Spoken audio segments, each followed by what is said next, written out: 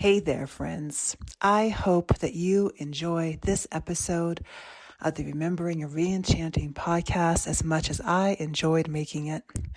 I want to take a moment here at the beginning to extend a special offer, an invitation to you, our dear listeners, to join the Remembering course. Our next start date is going to be in middle of March.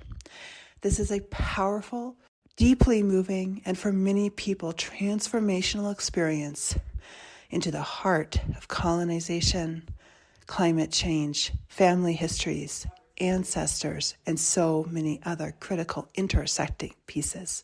Just visit our website, Sequoia Samanvaya. All the information is in the link below.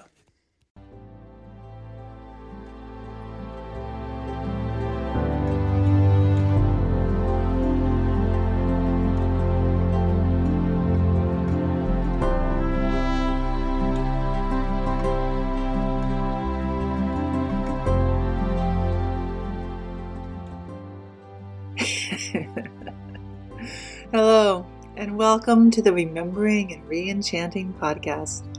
My name is Sarah Jolena Wolcott, and I am your hostess on this sacred learning journey of unraveling, unveiling, and becoming more fully alive at the end of the world as we know it.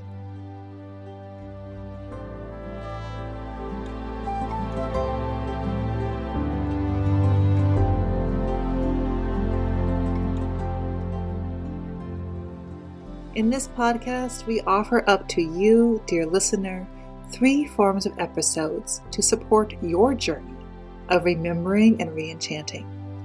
First, conversations with amazing people. Second, storytelling. And third, myth casting.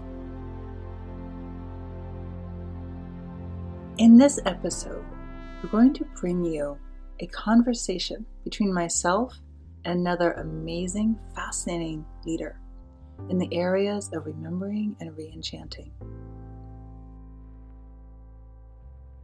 My great pleasure today to bring to your attention the remarkable work of Mark Wallace, who is a professor at Swarthmore College, which is right next to my alma mater, Haverford College, and is himself an ordained Presbyterian minister who still preaches in churches in different parts of the country.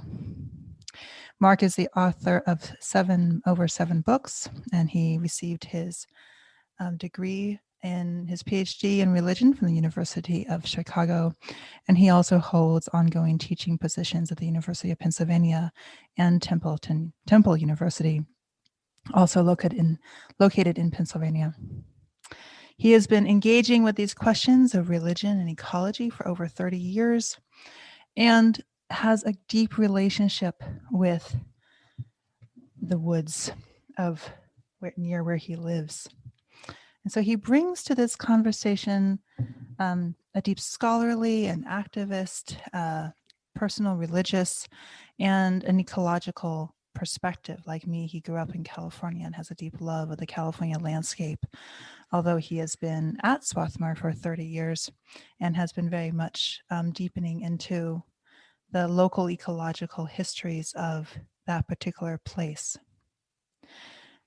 I invited him to come and share with us today because I was so deeply impressed with his most recent work on When God Was a Bird, Christianity, Animism, and the re-enchantment of the world.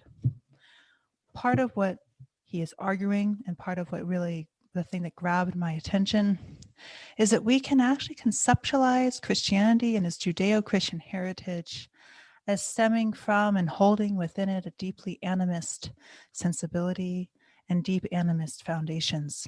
He uses the term Christian animism to describe a different type of Christianity than most of us are familiar with. Now, this is actually going quite beyond where most eco-theologies and where most Christian theologies go in their engagement with the environment. It is not simply an argument that Christianity or Judaism are inherently ecological religions or friendly to the environment. That argument has been made, I think, very substantially and significantly from many different perspectives in particularly the last 20 years. to reclaim the ecological dimensions of these great world traditions. But he also says it's not only ecological, but there is a distinctly animistic dimension to Christianity that has been buried. He describes it as it is in the deep grammar of the faith tradition.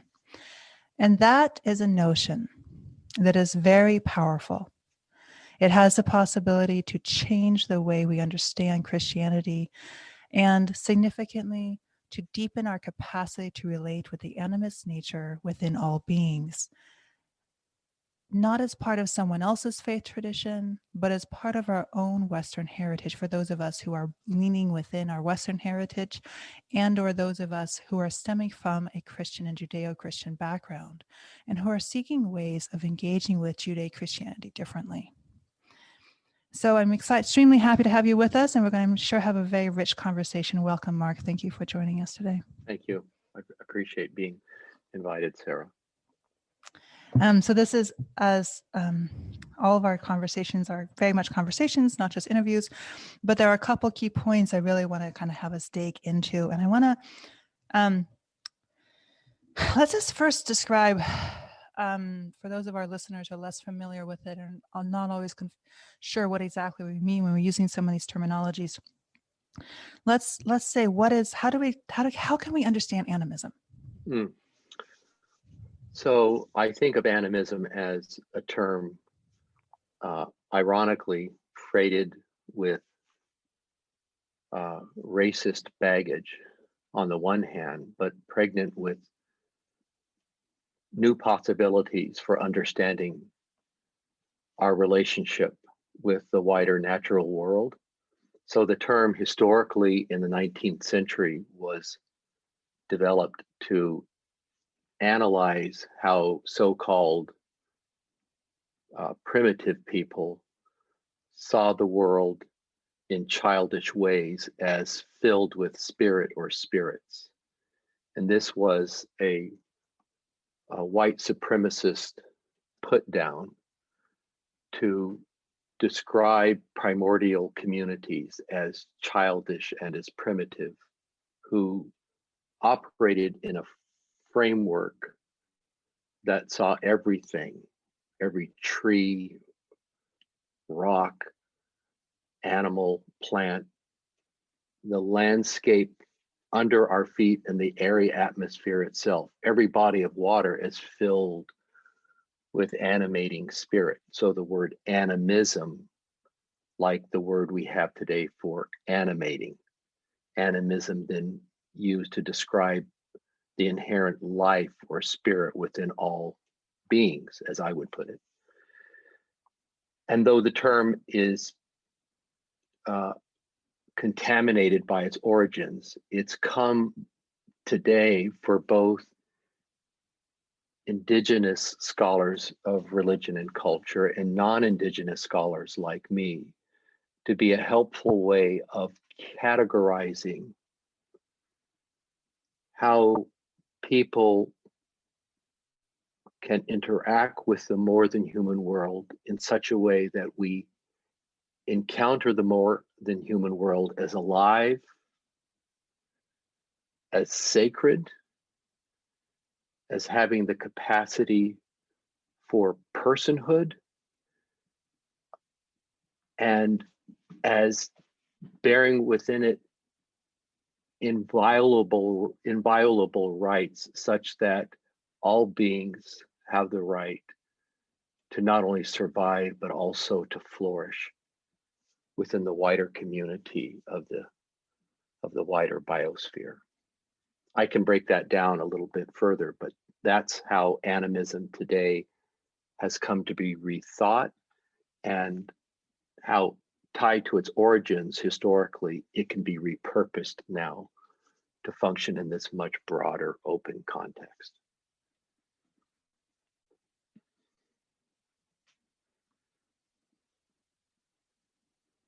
Thank you. That was helpful. We can recall that the anthropologist Tyler is one of the first people who's using this term. And when was he writing about that?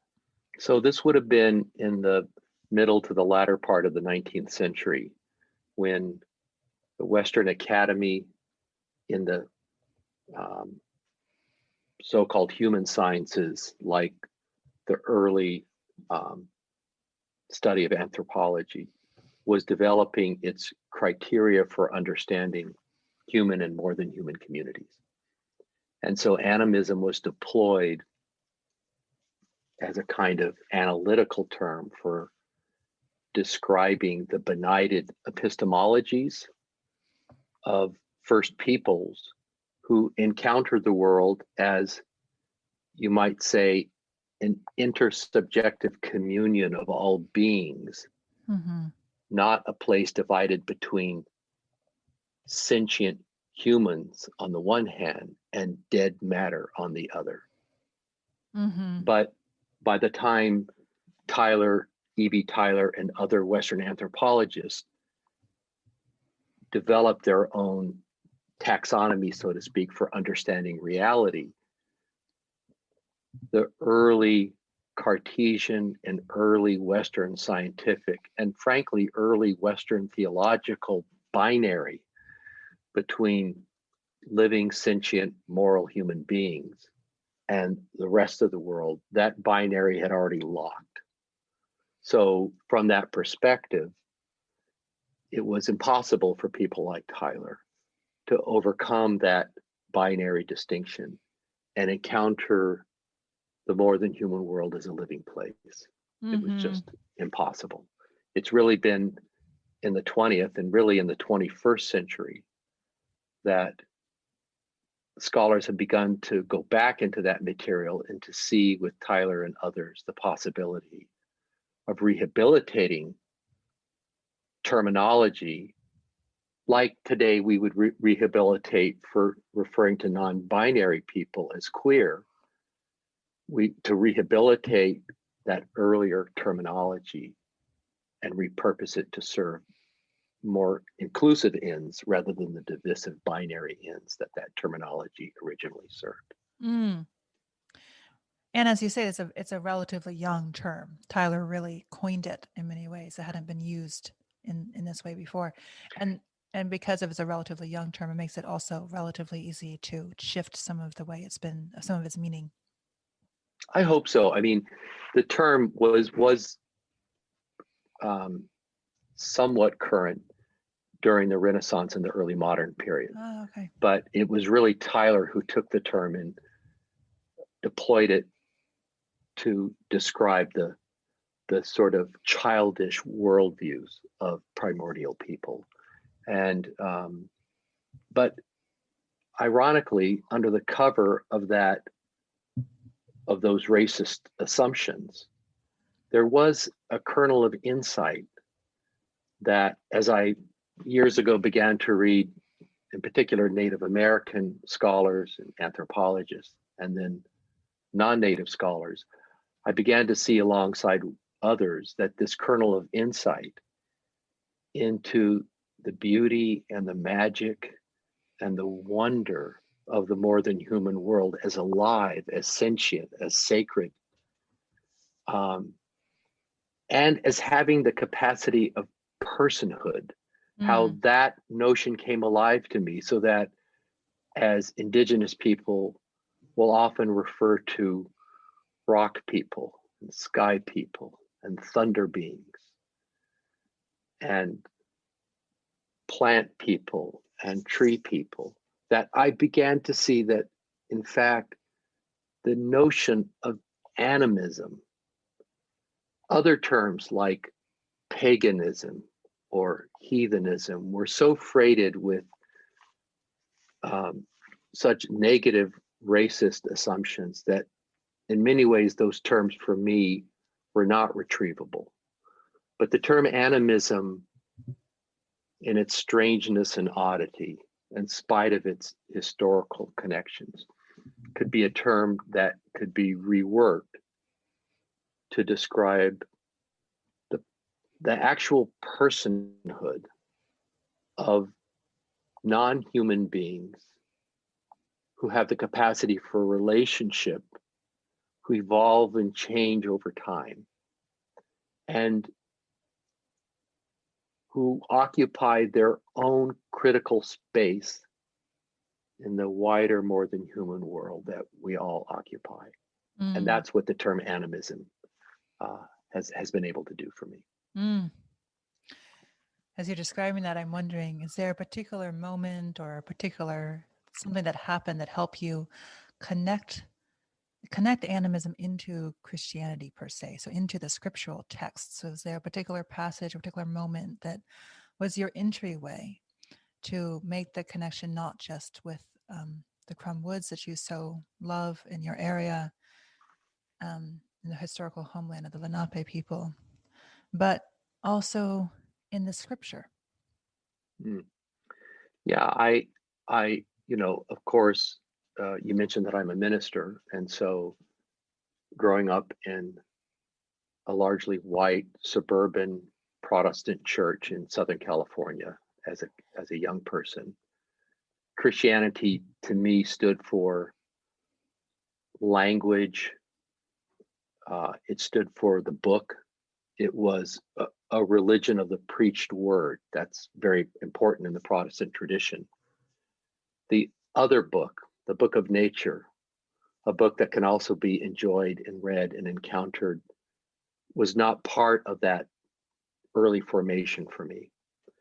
And so having read people like Tyler, indigenous scholars, and beginning to read now, I was beginning to read years ago, the biblical materials with green eyes. I was beginning to think differently about what Christianity was, not primarily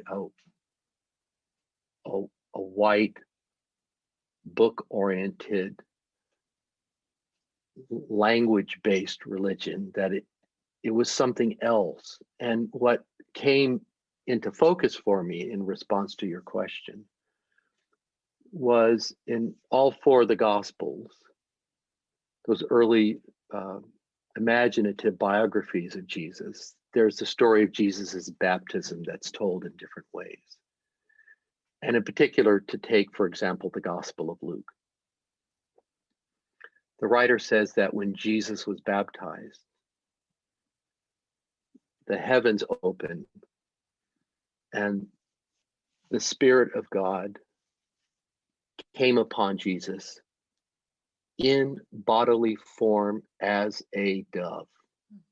And then a voice was heard, "This is my beloved Son, in whom I am well pleased."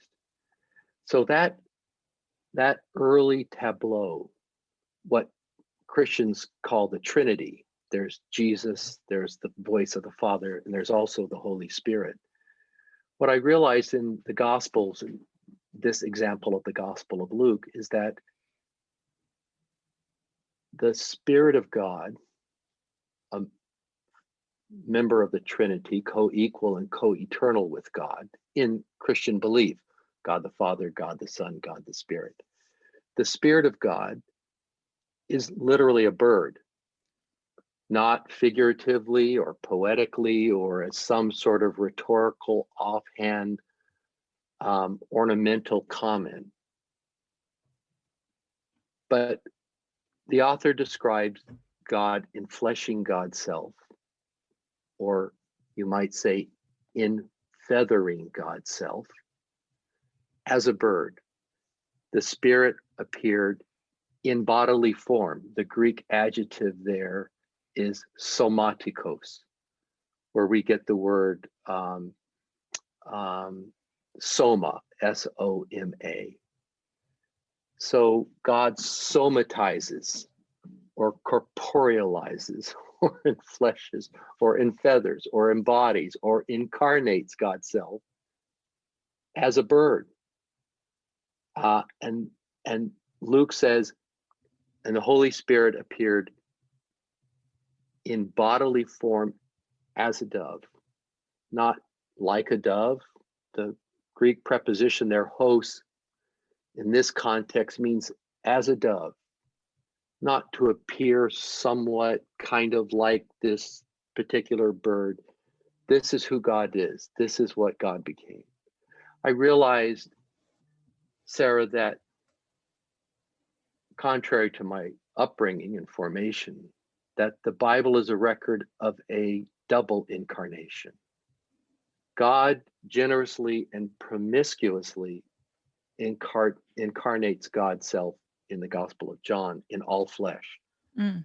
The Word became flesh and dwelled among us. So there you have, in that early vision of the Gospel of John, this beautifully promiscuous and open and generous enfleshment of God in all things. But what the other gospel, John 2, but what the other gospels do then is to make that very particular with regards to the bird God of the Bible. And that bird God is the avian divinity. It is the enfleshment, the enfeatherment of God, the another incarnation, as God enfleshed God's self in human form in Jesus. God also enfleshed God's self in avian form in the Spirit. But that's not how Christianity had been bequeathed to me. It had become the religion of Jesus and the Spirit as the divine animal, as the bird God of the biblical witness. That had been carefully sequestered and hidden. And so that's, in response to your question, that's what happened to me. I began to see this lost treasure that was present but had been forgotten. And it's so amazing, right? Because you're seeing something that is on, Protestant church windows and Catholic church windows all over the world. And this, right, it's one of the more depicted images. It's a beautiful image of Yes. Jesus coming out of the water and the dove. And in the King James version, it says, "And the Holy Ghost descended in a bodily shape like a dove upon him, and a voice came from heaven which said, 'Thou art my beloved Son, in thee I am well pleased.'" Mm-hmm. Being probably one of the most important scriptural passages in terms of the divinity of Christ. Yes. And a passage that throughout much of the New Testament is in some ways pointing the attention to this moment, because this is the fulfillment in the Christian story. This is the fulfillment of the prophecies and promises of the Old Testament. And for that moment to have to say, and it's like it's written right there. It's in the. It's like, when I first read this, what you wrote, I was so astonished that I have preached on this, and I've heard so many sermons saying, like, look, God likes birds.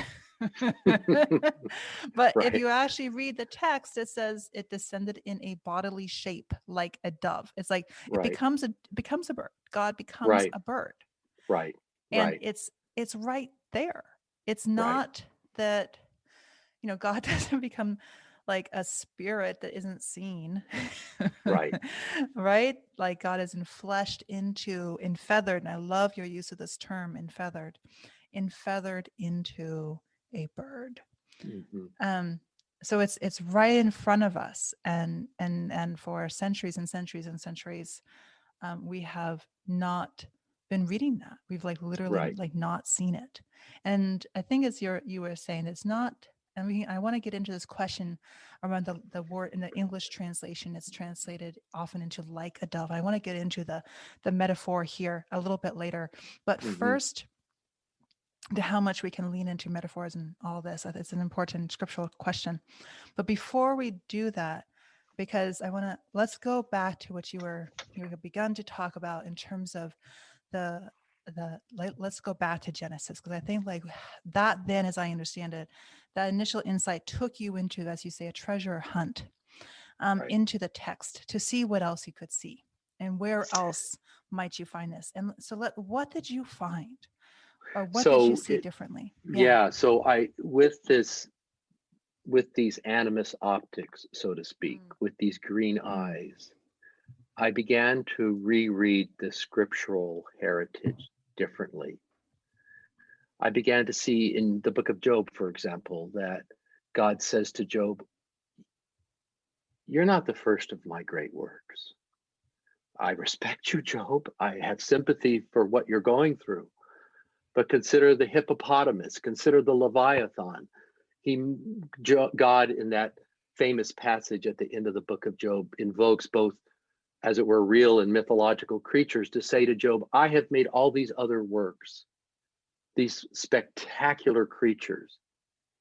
In the bestiary of creation, you are part of that, but you are not the first of my works. You're not the most important. Mm.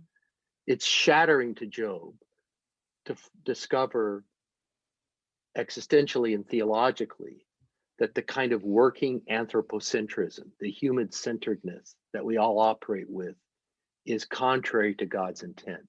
So stories like that began to jump off the page in a way that I hadn't seen before. And then you mentioned the book of Genesis. What happens in the book of Genesis is that you have the same animist sensibility at play, but you're right that even though that stares back to us, we don't see it. Albert Schweitzer, the German physician and theologian, said every generation, in questing after the historical reality of the Bible, every generation looks down the well of its own imaginings and sees its own face staring back at it. It's almost impossible for us as humans, in our arrogance, in our chauvinism, to read the Bible without privileging and prioritizing our own assumptions and our own needs. And so for me, I developed a kind of holy envy for other people's religious traditions that were more open to the play of what you might call divine animality, more open to the play of divine animality than has been the received Western Christian tradition. And in particular, indigenous peoples, who typically are more open to discovering traces of the divine within all beings, not just human, have been a dialogue partner for me in this quest. So Genesis opens this way. In the beginning, God created the heavens and the earth, and the Spirit of God hovered over the face of the deep. And quickly, a reader of the Bible with a smattering of Hebrew realizes that the verb there to describe the Spirit of God's hovering over the face of the deep, the verb is merachefet in Hebrew. It describes what a mother bird does over her nest. Mm-hmm. A mother bird broods or alights upon or is tender towards or hovers over the nest. She doesn't, obviously, she is a caring mother. She doesn't crush the eggs under her care, nor does she leave them to come into maturation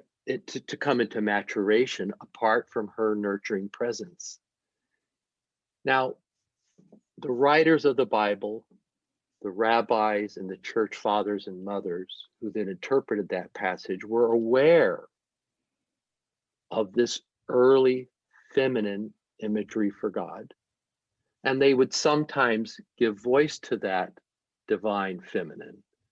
But much of the time they papered that over in favor of a more masculine and a more, what we would call today, male-biased, heteronormative hermeneutic of that passage. But if you look at the passage on the merits, so I think of my work as being more literal than fundamentalist Christians who claim to read the Bible literally. But in fact, I believe for the most part, they import their own human chauvinist assumptions into the reading of the text, and they don't exegete its meaning. They eisegete their own voice into the text. I try to read these texts as literally as possible, and what the text offers then is a beautifully primordial portrait of God as a mother bird, hovering over her brood, her nest, her hatchlings. And I think that early image of God as the divine mother, as the divine feminine, is the same image that's used in the Gospels to describe Jesus's baptism. Because notice in the Gospels, the spirit bird, the mother bird, the divine feminine hovers over Jesus, alights upon him, flits about his presence. I think of Jesus coming up out of the Jordan River, glistening wet, and maybe the spirit mother builds a nest in his hair while she alights upon his presence. This is an incredibly rich, feminine, earthy, family-oriented portrait of God in the inaugural creation hymn of Genesis and in all of the gospel stories of Jesus's baptism. But again, it's largely been papered over or ignored by mainstream, often male guardians of religious institutions. And that word that's used in the beginning of Genesis, merchefet. Am I pronouncing that closely? That's correctly? right. That's correct. Right.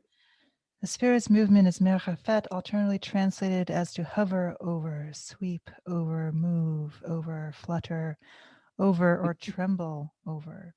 And then you write that this feminine avian noun verb cluster describes the activity of a mother bird and the care of her young in the nest.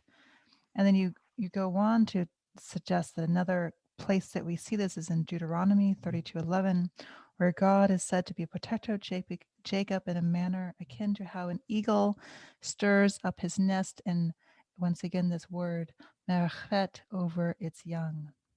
Mm-hmm. It's the same word again. Right. It's the same word again, and we don't. It's Right. not a common word. It's not a word that.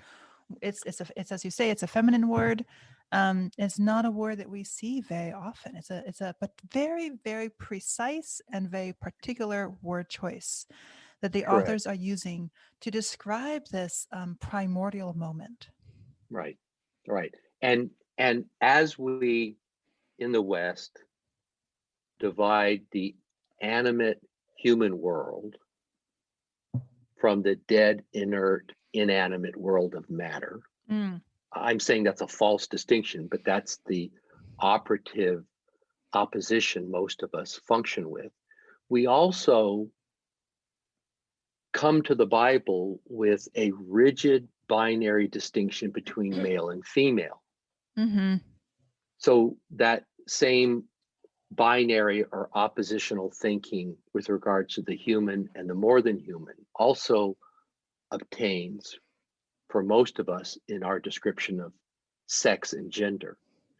But a careful reading of the Bible shows that the Bible is an exuberant, joyous celebration of multiple genders, gender crossing, violating the boundaries of this binary distinction between male and female. It's a celebration of gendered exuberance, especially with reference to describing God, that for the most part has been lost on our Western imaginations. So God is alternately described as male and female.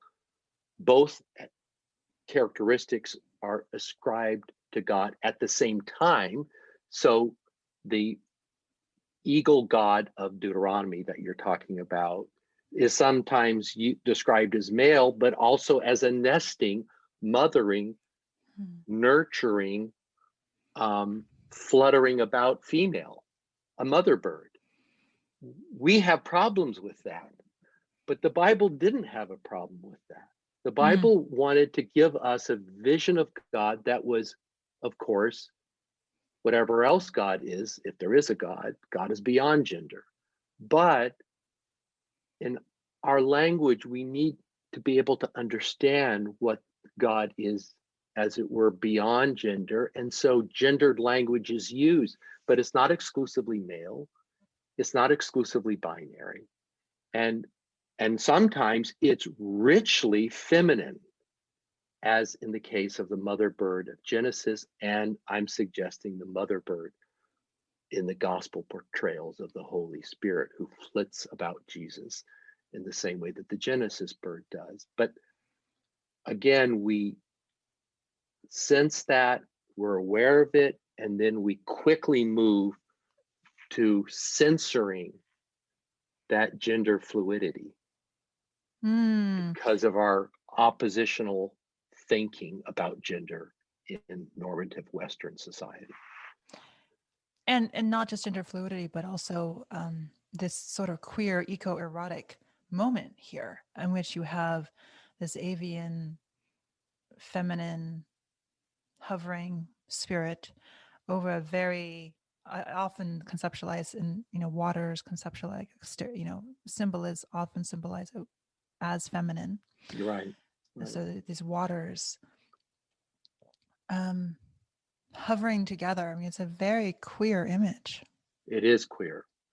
And I was saying earlier, in the way that animism is being repurposed and rehabilitated away from its own racist origins. And so queer and queer theory and queer studies of the Bible is another exercise in taking a term. I mean, I'm old enough, Sarah, to remember that you didn't say that about somebody who was gender nonconforming in an earlier era. You didn't say to that person that they are queer.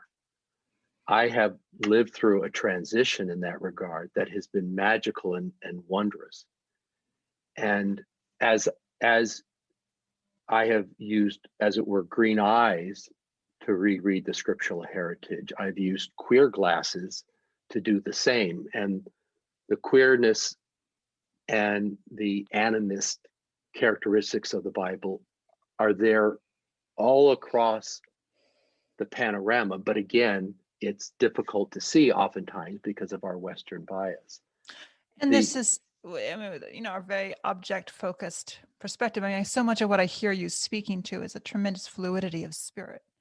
Right? Mm-hmm. It's neither human nor non-human. It's this sort of fluidness on so many different dimensions. Right. That's being portrayed here. Right.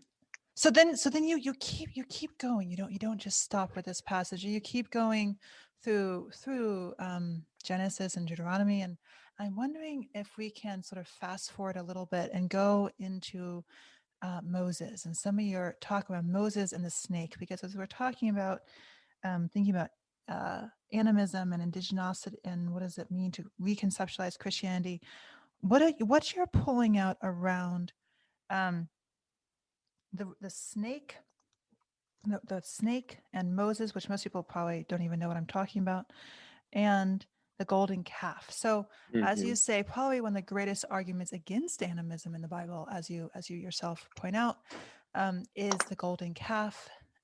And you have a beautiful argument around that. So I'm wondering if you can kind of take us through what's happening with Moses. Sure. So if you think of the Bible as locating its geographic center, less so in what we think of today as Israel and Palestine, and more so in terms of its Libyan, Alexandrian, Sudanese, African origins, you recover Moses as an Egyptian, as an ancient Israelite Egyptian, as one who lived in the fullness of the animate world and was able, through his special form of ancient Hebrew shamanism. Now, I'm conflating categories that have traditionally been separated, okay? And we've talked about that now a little bit, that the ancient Hebrew and then the Hebrew Christian and Greek Christian people were seen as monotheists who didn't traffic in totemism or animism or shamanism.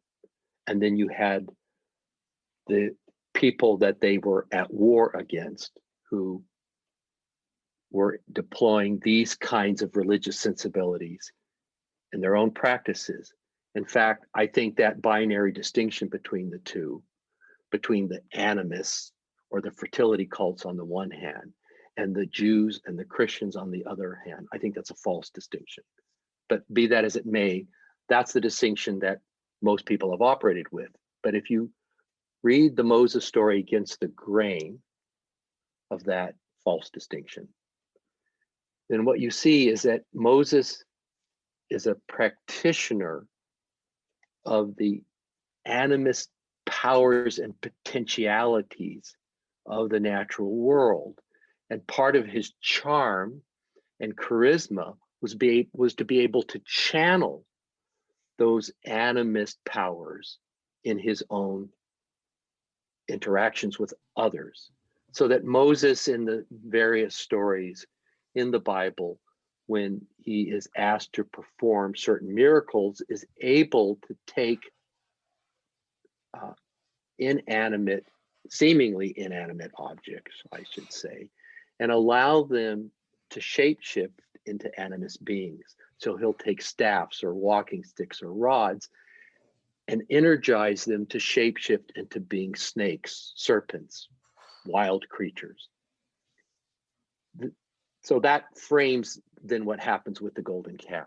I think it's also important to that early thing that you're saying, that at that time the Hebrew people were in a predominantly animist society, and Correct. He, having grown up in Pharaoh's house, would have been surrounded by a lot of animist teachings, and he would have seen, I don't know, the magic is quite the right term for that time, but he would have seen many things occurring around him.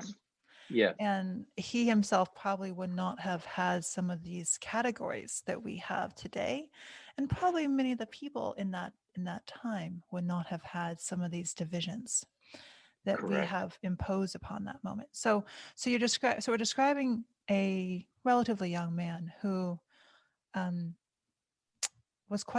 have been quite familiar with various mysteries, and who had God speak to him through a burning bush, and had come, and God had appeared in that point as the element of fire, Right. And we clear, first as water, and now as later as fire.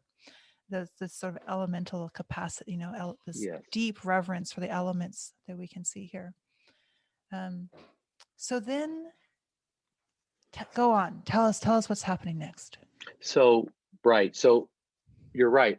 Moses is already shot through with animist encounters with the landed God, so to speak, with God presenting God's self to Moses through a bush, the vegetative or botanical God now, the green God who's coming to Moses through that fiery organic encounter. There's that vegetative divinity, or a vegetative expression of divinity. And now with the snakes, we have an animalistic presentation of divinity. And that leads up then to what you initially asked about, which has to do with the prohibition in the Bible. And it's thunderous and deeply traumatic. It's, Charlton Heston and those early sword and sandal films in its scale. It's Moses now being prohibited, and his cohort in this saga, Aaron, Moses and Aaron being prohibited at first glance from imagining God in constructed animal form. And so the thunderous denunciation of the ancient Israelites' practice of their religion in obeisance to what is referred to as the golden calf. That is the case. And yet, the problem Jews and Christians had with that prohibition against worshiping God as golden calf is that that prohibition is specific to a particular time and place. And if you only focus on that prohibition, what you forget is that God, in the same breath, while prohibiting for particular reasons the worship of the golden calf, then encourages for other reasons the people looking to not now a golden calf, but a bronze serpent. Arguably, the same expression of divinity in a built animalistic modality, but now for the people's salvation, not Yeah, so let's their slow down. ruination. So slow down a little bit here, just because I think the abomination of the golden calf is far more common in people's understanding Right. of the story of Moses, and far more popular of a story to tell than is the golden serpent. Right. So let's walk through, like, what is going. Tell us again, as if we have never heard it, because many people have not. What's happening with the serpent? Sure. So as the people are prohibited from worshiping this golden calf, they then emerge from their period of captivity in Egypt to a journey to the promised land. Now they're moving out of Africa into what we think of today as Palestine and Israel. And as they make that move, they're headed towards the same river, the Jordan River, where Jesus encountered God as a bird. And in that journey, they are said to be wandering through the desert. And they begin to grumble and complain about the deprivations that they've had to suffer through. And so God, in God's judgment, allows serpents to come up out of the desert and bite the ancient Israelites as judgment against their many complaints and grumblings. And then God, in God's compassion, says, I'm going to teach you the animal God. I'm going to teach you my presence in non-human form. I'm going to help you understand that the journey through the desert, even the serpents that are out and about in the desert, can also be your friends. This is a powerful ecological story that, for the most part, has been lost on the Jewish and the Christian imagination.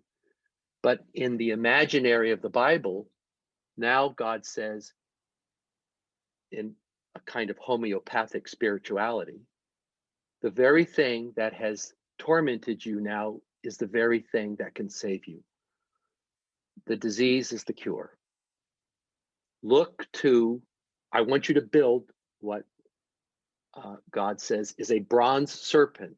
I want you to build a serpent. I want you to put it up on a pole. I want you to look at it. Now, why God in the one case said, don't look at the golden calf, and why God in the other case says, I want you to consider this bronze serpent, we can discuss that further. But you have God, as it were, speaking out of both sides of God's mouth, and now offering up what many of us vilify, snakes, as the shamanistic being that can bring physical and spiritual well-being to the ancient Israelites.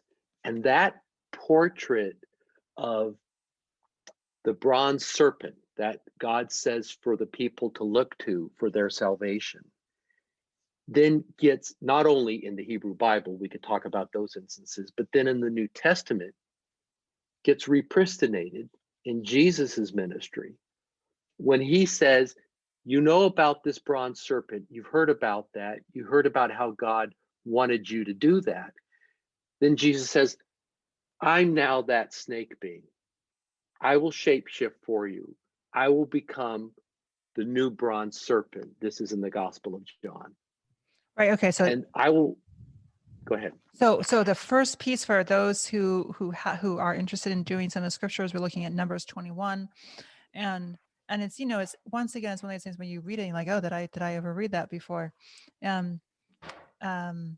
The Lord says unto Moses, make thee a fiery serpent and set it upon a pole, and it shall come to pass that every one that is bitten when he looketh upon it shall live. And Moses made a serpent of brass and put it upon a pole.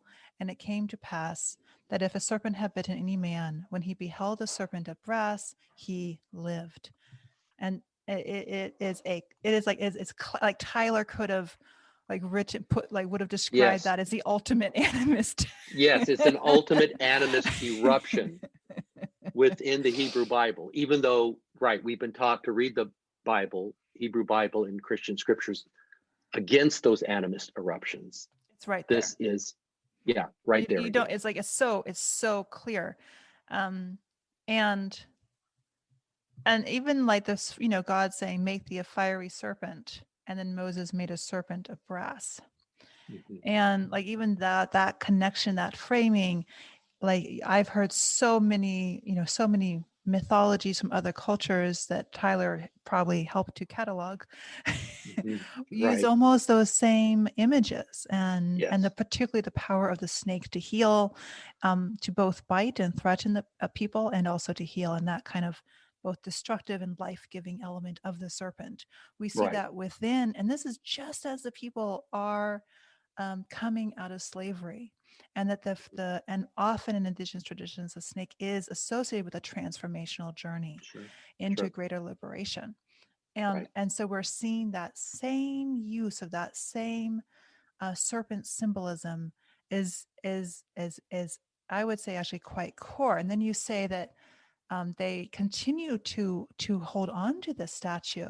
I think that's something else that is often forgotten in the retelling of these stories, that statue becomes an important part. I believe you said for 800 years. Yes, that's correct. Right. And it would have been, that serpent would have been that snake serpent would have been in the holiest of temples, where people would have gone for their own medicinal healing.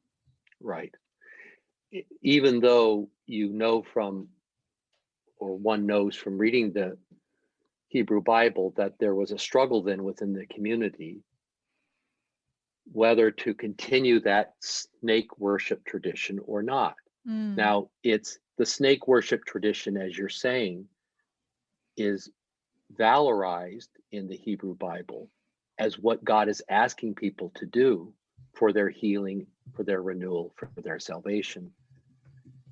But there is a struggle. There's a famous king in this saga named Josiah who struggles over whether or not to continue the snake worship tradition or not. But all I wanted to do initially with this was to lift up the religious viability of praising and worshiping and celebrating divine presence in our midst through animals. That God presents God's self through animal forms, is in animals, even as God is in that bush that Moses encountered. So in botanical forms and in animal forms, God is real and viscous and present to us. But I fully admit, Sarah, that this is openly heretical or heterodoxical or counterintuitive to the Jewish and Christian imagination. But it is deeply organic to the grammar and the language and the sensibilities of the Bible itself. Now, we could talk about the depictions of these animal divinities in Jewish and Christian art, in manuscript illustration, in music, etc. But I just decided to start with the, as it were, documentary evidence for Jewish and Christian animality, divine animality. And so I started with the Bible. And that is where the argument lies, right? That is in some ways the source and the place where people will go back to. In some ways, the songs and the images are often seen as secondary sources. Unfortunately, Right. it's just I know. And quite it unfortunate. shouldn't be that way. No. But I wanted to chronologically and historically begin with Hebrew Bible, Christian scripture, go into the original languages for both, and recover this lost divine animality, as it were. Mm-hmm. And so then let's touch upon, like, after you kind of taken us back to Jesus again, and you describe Jesus as as enacting a shamanistic healing practice when he heals with using spit and dirt. So can you take us into that a little bit more deeply? Sure. To kind of continue to flesh out, if you would, some of what we're looking at here. Right. Well, first, just as a final footnote to what we were just talking about, notice in the Gospel of John, Jesus positions himself as a healing serpent. He says to his followers, I will be that new serpent now. You had the bronze serpent, but now you will have me up on a pole on the cross. And if you look to me, you will be saved.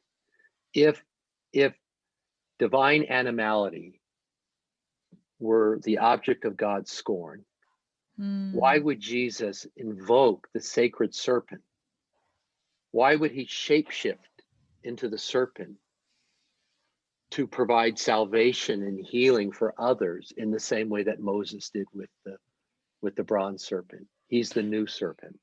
Right. So this is the new snake god. So this is John 3:14. As Moses lifted up the serpent in the wilderness, even so, this is what Jesus is saying. As Moses lifted up the serpent in the wilderness, even so must the Son of God be lifted up. Right. And then that whoever so if believeth in him should not perish, but have eternal life. So once again, we see this very strong corollary here between the serpent as healing and the serpent as life-giving. Correct. At a time when people are in need of that which is giving life. Exactly. And that would be, this image of something that's been both sacrificed but also redemptive, which is in itself a deeply, deeply animistic trend, right? That the sacrifice is also that which can redeem us. Yes, it's that's also exactly a very deep dimension of so much. We often think of quote unquote non-Christian terminology, right? But it's obviously in both. But the argument against this often is that the argument against the reason that Jesus uses was simply to point people to the resurrection. It was not to point people to a more animal inclined or animal friendly or animist friendly way of looking at the world. Right. And so when people say that, oh, this is all about Jesus, it's not about serpents, then how do you counter such an argument? So, and then we'll get into dirt and spit as well, but it's to be more literal than the literalists. Is to be more fundamental than the fundamentalists. It's to not allow people to wrap them up, is to not allow people to wrap themselves up in the pages of the Bible and to say, this is the only way you can interpret this. Sure, you can dismiss anything as symbolic or rhetorical or ornamental that doesn't fit your prescribed worldview.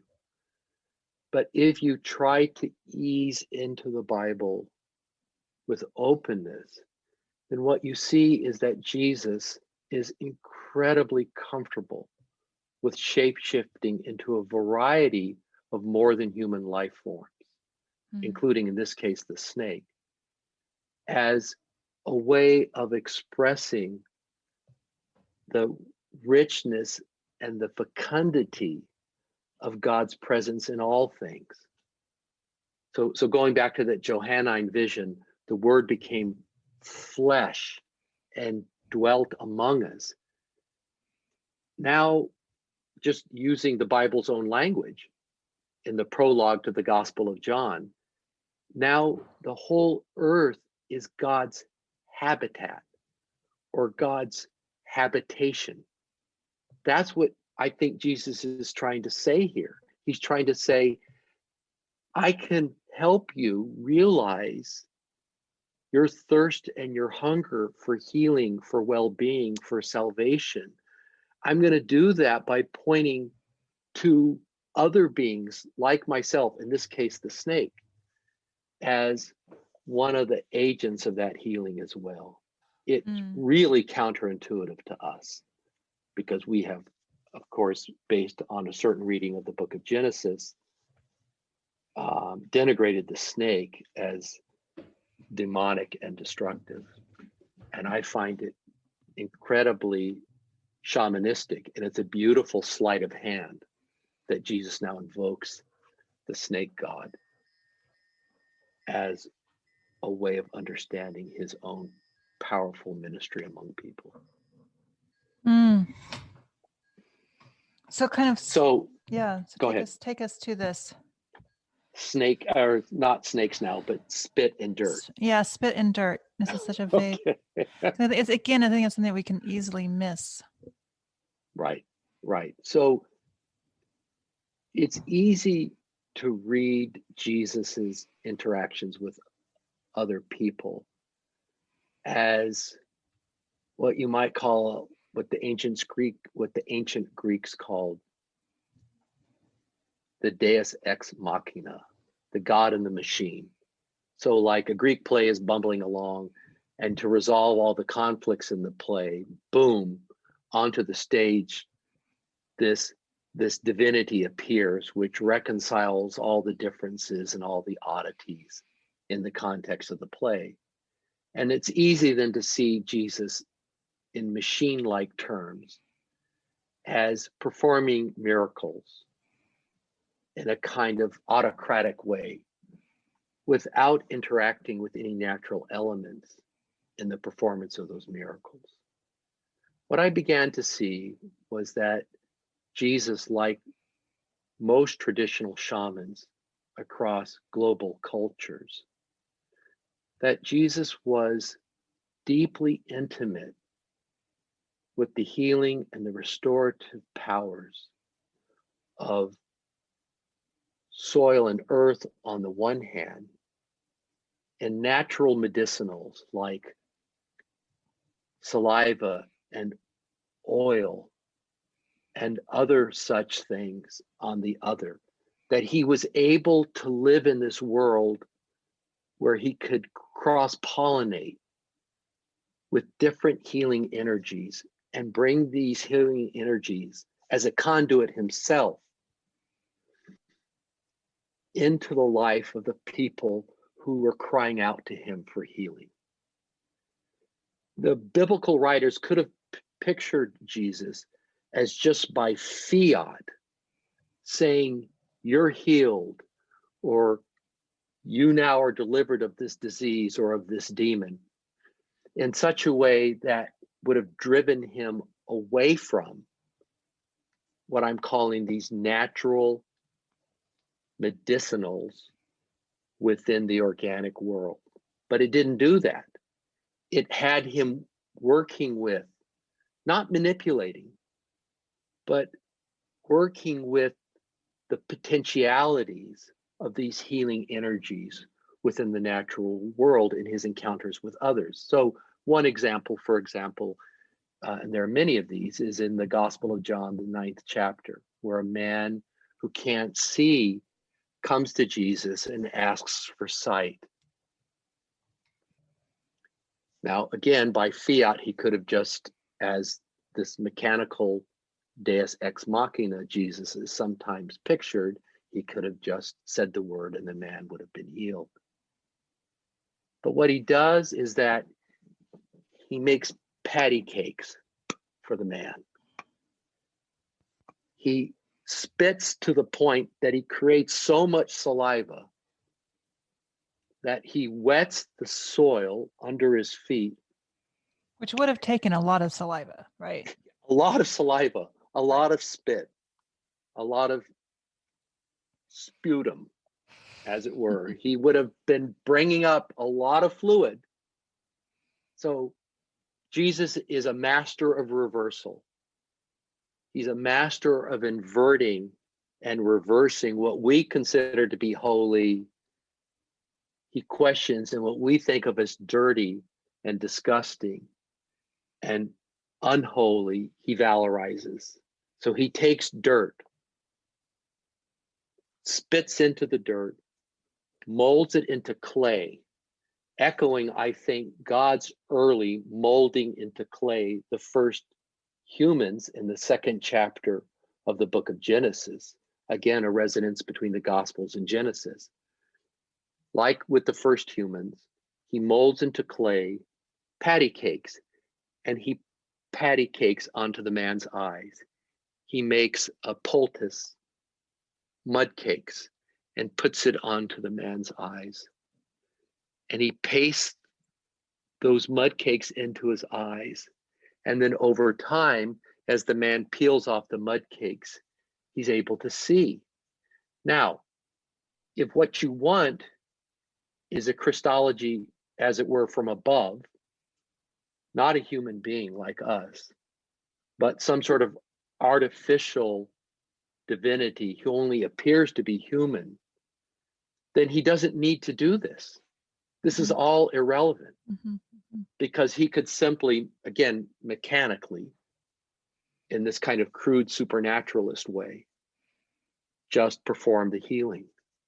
But I think what he's doing in that ancient soil, in that particular place, he recognizes that it has certain healing energies, certain possibilities that he can channel and harness. And that's why, and also through sacred saliva, he paradigmatically gives us an opportunity to see what healing would look like for us insofar as we interact with the potentialities of natural places and bring those potentialities into fruition. In a similar example, Sarah, now this is in the Gospel of Mark, he goes to another man who also asks for healing from blindness. And Jesus, in the Greek language, the Greek New Testament says, and he spat in his face. He spits in his face. I know that this is going to be scandalous and upsetting and challenging. It was for the people of his own time. It is for us today. We're going to want to sanitize and to disembody that kind of heavy emphasis on bodily fluids as a medium for healing. But the man then, when he peels off the spit out of his eyes, like the mud pie man in the Gospel of John, the man full of a face of spit in the Gospel of Mark, Jesus then asks him, what do you see? And he says, I see people like trees walking about. Or you can translate that passage, I see trees like people walking about.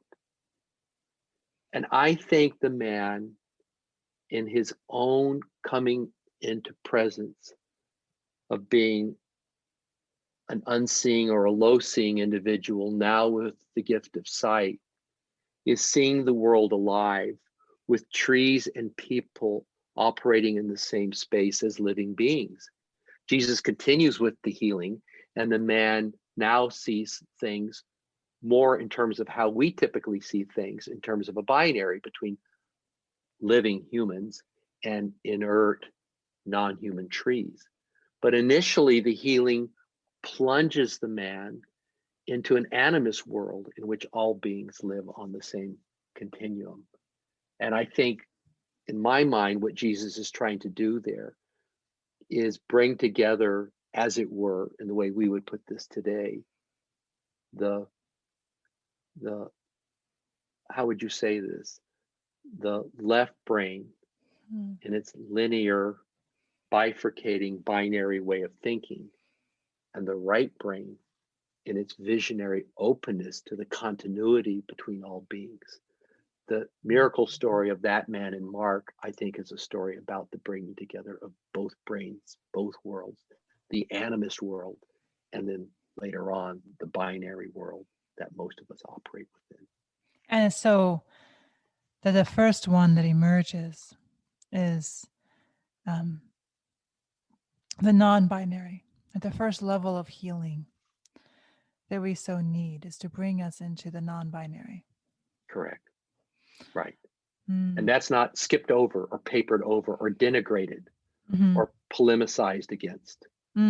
Most of us are not comfortable using this image. We're not comfortable with the right brain. Fifth level of consciousness. We're not comfortable with a unitary world in which all beings flow together. I mean, contemporary physics tells us that. We live in a quantum field of multiple instantiations or multiple realizations of energy. But for the most part, we're not comfortable with that unitary vision. And so we quickly gravitate to the linear left brain. And I think the miracle allows us to live in the space between both.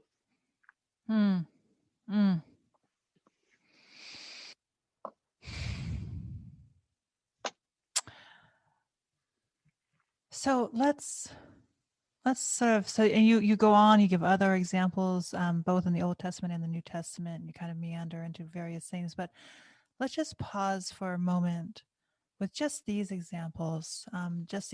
Each of them is huge, and each piece here is its own, we can dwell with each one for quite some time.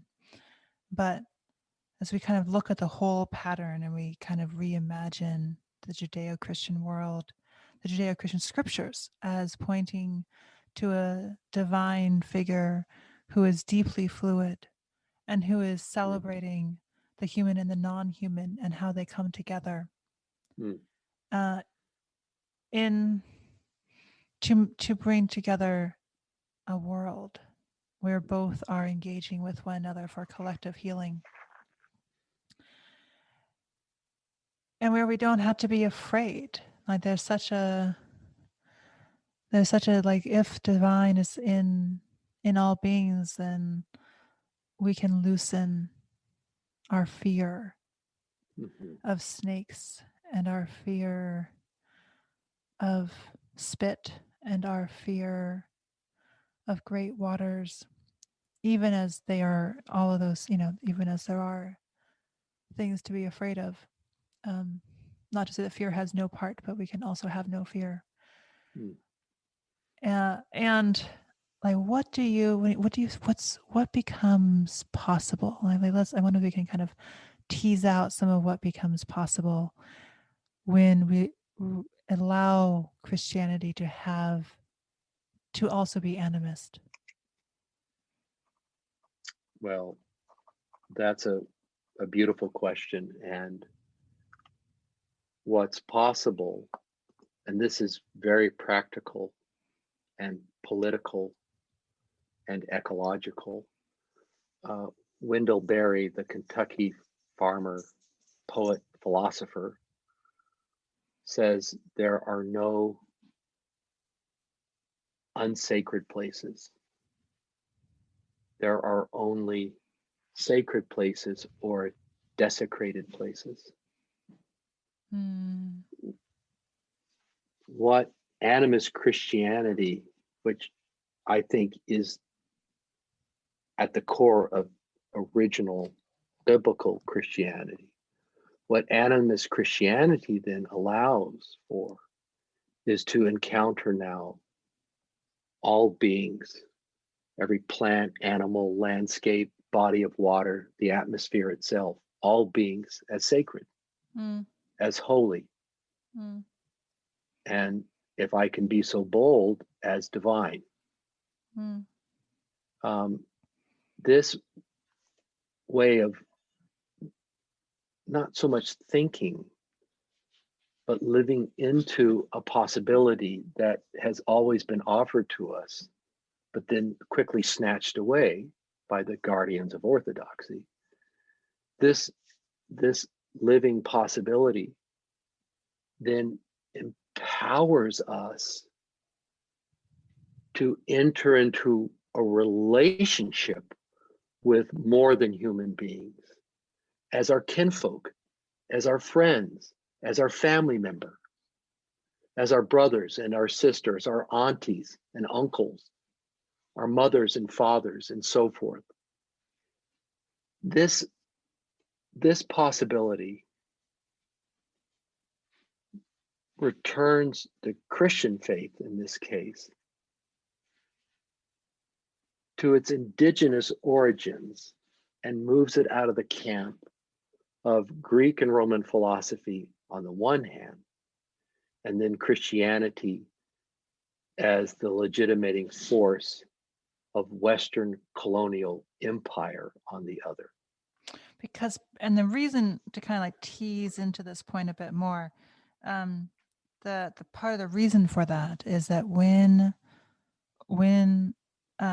Christianity early on was in this a very fragile position in the midst of these many different belief systems, and a shifting empire, and so this would have been like 150 or 200. Sure, right.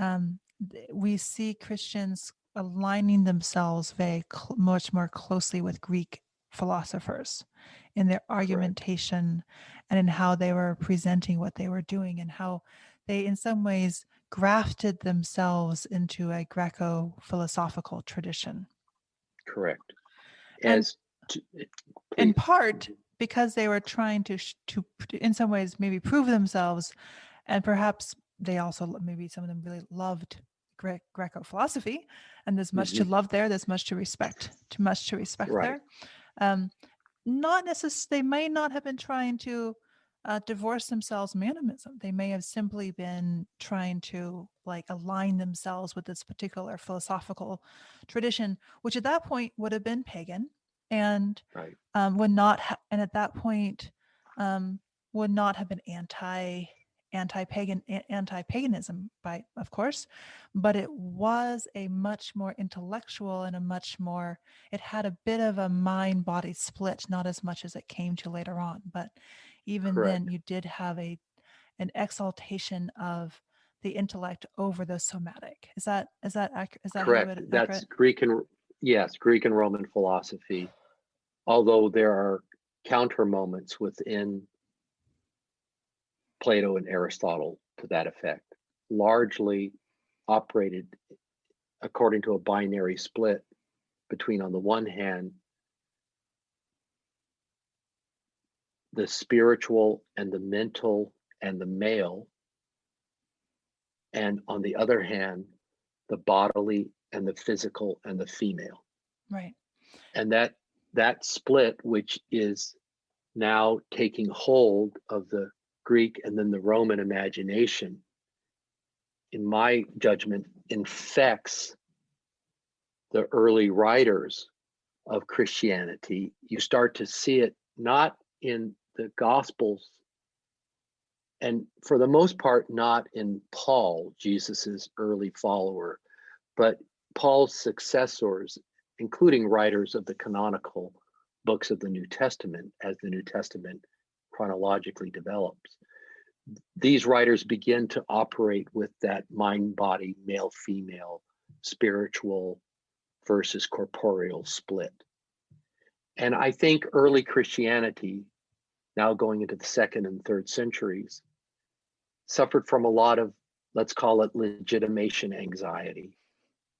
It had been persecuted, vilified, pilloried.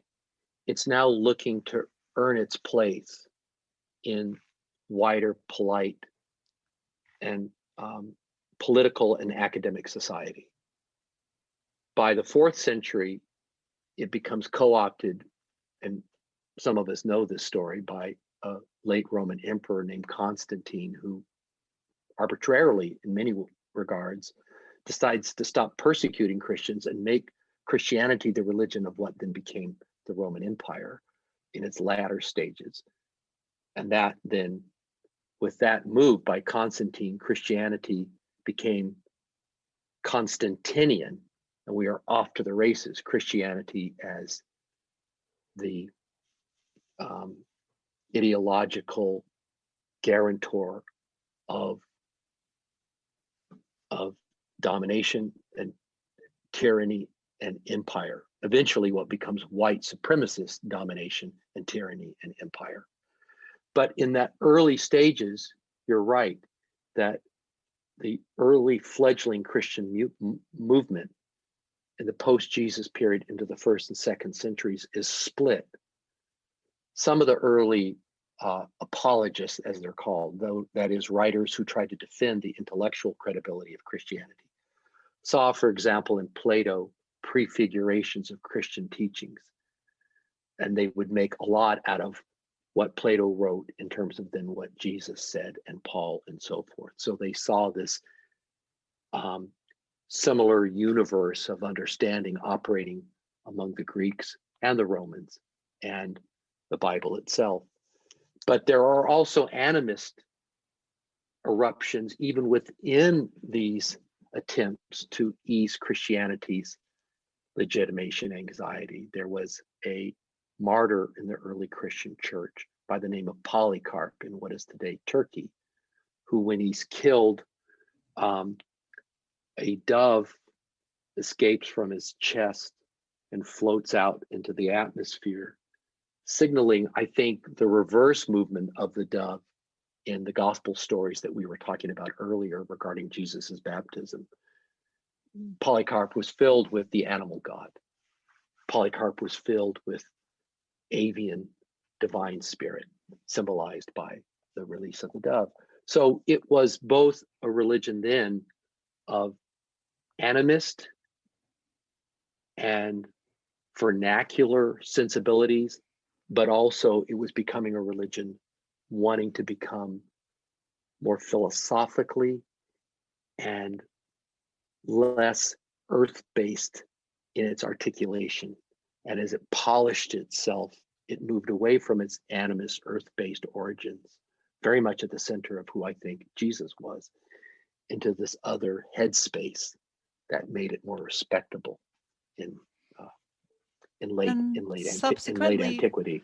Subsequently made it much easier for it to be co-opted by a warfaring empire. Correct. Right. And I think it's a movement that bears our attention today. Mm-hmm. That shift in the ways in which co-optation can easily occur. Very much so. Right. When engaging with quote unquote polite society. Mm-hmm. And also just the real to sympathize as well with the desire to belong to the mm-hmm. and to be accepted and to be appreciated by one's larger society and understood and engaged with even. Correct. And I also, right. One has to have some sympathy for that as well, I hope. And of course, all these histories, they absolutely, this reinterpretation that you're offering us, they very much give us an ability to engage more deeply with animism from a place of this is part of our heritage. For those of us who have, I don't even want to just limit it for a white-bodied audience, people when I say this, but for those of us who are working within a Christian tradition or have Christian heritage as a significant part of what we are working with, this gives us the ability to really embrace animist leanings. Mm-hmm. Right. And for those of us who do have European heritage, to embrace animism within that European Judeo-Christian heritage as also a key part of that heritage, and not as something that simply exists in the exotic indigenous other. Right. Which is, I think, a very significant contribution right now, in particular, as people are yearning to find a way to engage within what we might call an animist world view and both a cosmovision and a cosmography that can situate us and orient us in place differently than we have been thus orientated. Obviously, this does not in any way, shape, or form give people the ability to not engage with the practical work of decolonization and of anti-racism. And if anything, this should further and strengthen one's commitment to that work and to finding and seeking, digging out all those aspects that need to be composted. Right. Composting is really, Sarah, a beautiful way of saying that.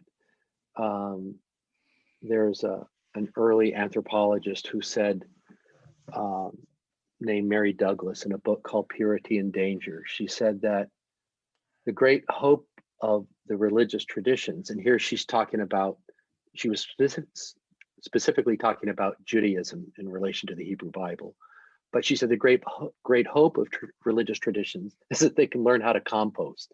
That is, they don't turn a blind eye to the wrong turns and the excesses and even the toxic elements that they have carried through their history. We've talked some about this. You've talked about as well Christianity's xenophobic and racist and colonial heritage.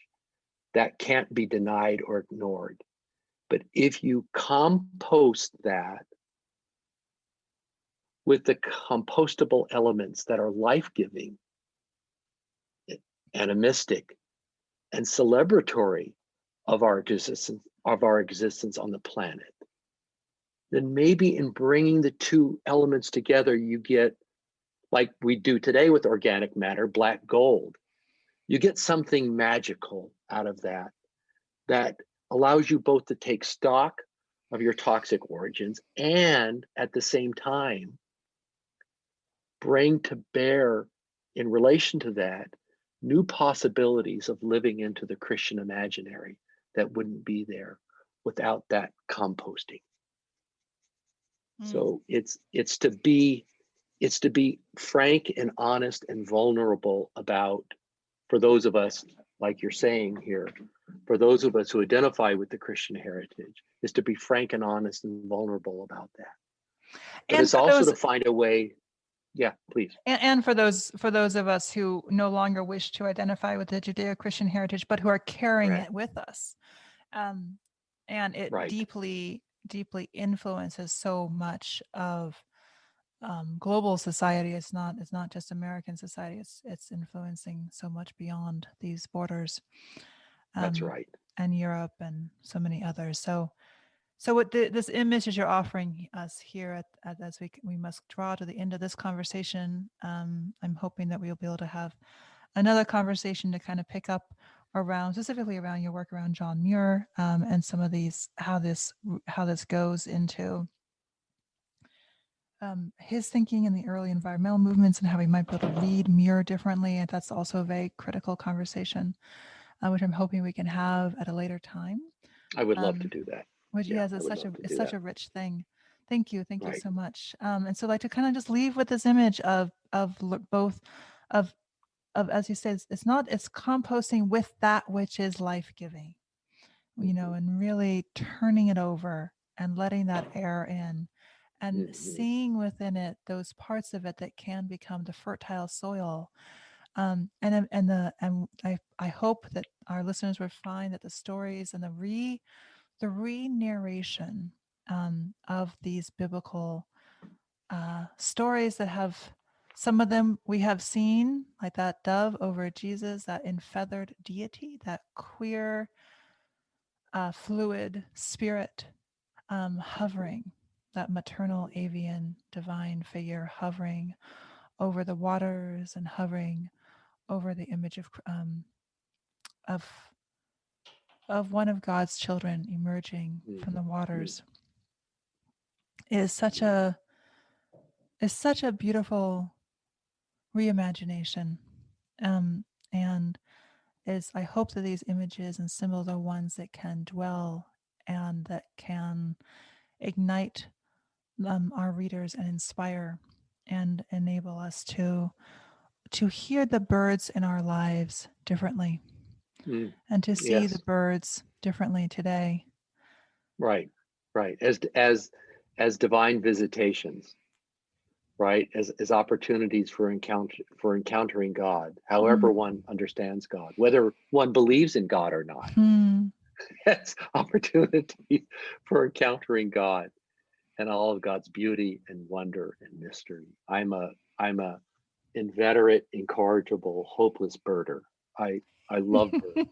And so I spend much of my time, especially during this time of the pandemic, going out and birding. And I think to myself, I'm entering into another world. I'm stepping through the everyday world into eternity. And that's what birds offer. And it sounds like we're closing, but I can say this in terms of the practical applicability of what we've been discussing.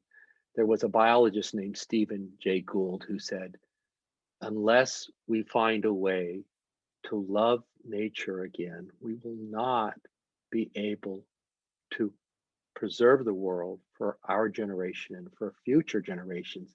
He said, because we will only save what we love. And sadly, what has been given to us through the Christian heritage is not, for the most part, a way to passionately love earth as God's body, as God's flesh. And an animist, queer, erotic encounter with earth as God's enfleshment in our midst gives us a path forward through love, not judgment, anger, politics, red state, blue state. It's none of that. It's just love as we fall back in love with this beautiful bounty. As we fall back in love with this beautiful bounty, then we're empowered to do the work that we need to do in religiously motivated environmental activity, to care for it, to tend to love the great garden of creation. Thank you. Thank you so much.